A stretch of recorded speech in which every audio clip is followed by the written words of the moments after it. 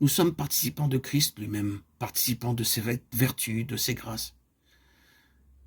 Comme il est écrit dans Hébreux 3,14, nous sommes devenus participants de Christ pourvu que nous retenions fermement jusqu'à la fin l'assurance que nous avions au commencement.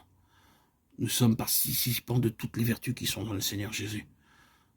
Pendant que nous sommes sur cette terre, plus nous l'aimons, plus nous lui obéissons, plus nous le servons, plus la nature même du Seigneur Jésus-Christ se développe en nous.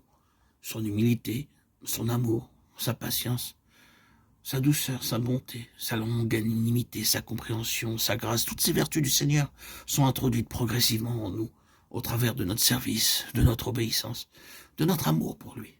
Mais finalement, en le voyant, lui, nous serons rendus semblables à lui. Il veut nous transformer à son image par toutes ses grâces et toutes ses vertus. Il veut nous rendre conformes à lui, en sa sagesse, en sa puissance et en son amour. Par ses moyens, il veut nous rendre participants de tout ce qu'il possède. Voici les exhortations que j'adresse aux anciens qui sont parmi vous, moi, anciens comme eux, témoins des souffrances de Christ et participants de la gloire qui doit être manifestée. 1 Pierre 5,1. De plus, nous sommes participants de sa gloire.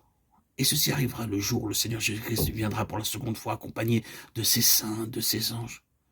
La première fois, il est venu comme un petit bébé.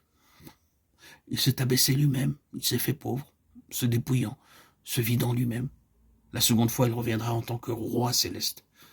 Par 3 fois dans le Nouveau Testament, le Seigneur Jésus-Christ est appelé roi des rois et seigneur des seigneurs. Apocalypse 17,14, 19,16 et 1 Timothée 6,15. C'est ainsi qu'il viendra.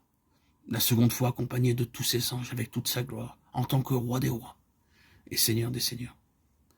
Et de vous donner à vous qui êtes affligés du repos avec nous lorsque le Seigneur Jésus apparaîtra du ciel avec les anges, de sa puissance au milieu d'une flamme de feu, pour punir ceux qui ne connaissent pas Dieu et ceux qui n'obéissent pas à l'évangile de notre Seigneur Jésus. Ils auront pour châtiment une ruine éternelle, loin de la face du Seigneur et de la gloire de sa force, lorsqu'il viendra pour être en ce jour-là glorifié dans ses saints et admiré dans tous ceux qui auront cru, car notre témoignage auprès de vous a été cru. De Thessaloniciens 1, 7, 10. En ce jour-là, il fera de nous les participants de sa gloire. Il fera de nous des rois, des sacrificateurs pour toujours. Quel mystère!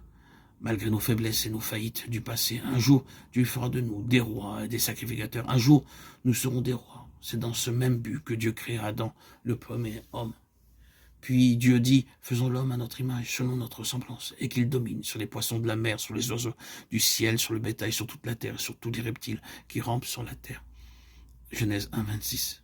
C'était le premier cadeau d'anniversaire qu'Adam reçut de Dieu. Le Seigneur créa Adam un seul jour. Il fut adulte dès sa naissance et reçut aussitôt un don, un cadeau. Il reçut de Dieu en don la domination sur toute la terre. À ce moment-là, il n'existait pas encore de malédiction. Dieu avait établi Adam comme son roi afin de lui démontrer son amour.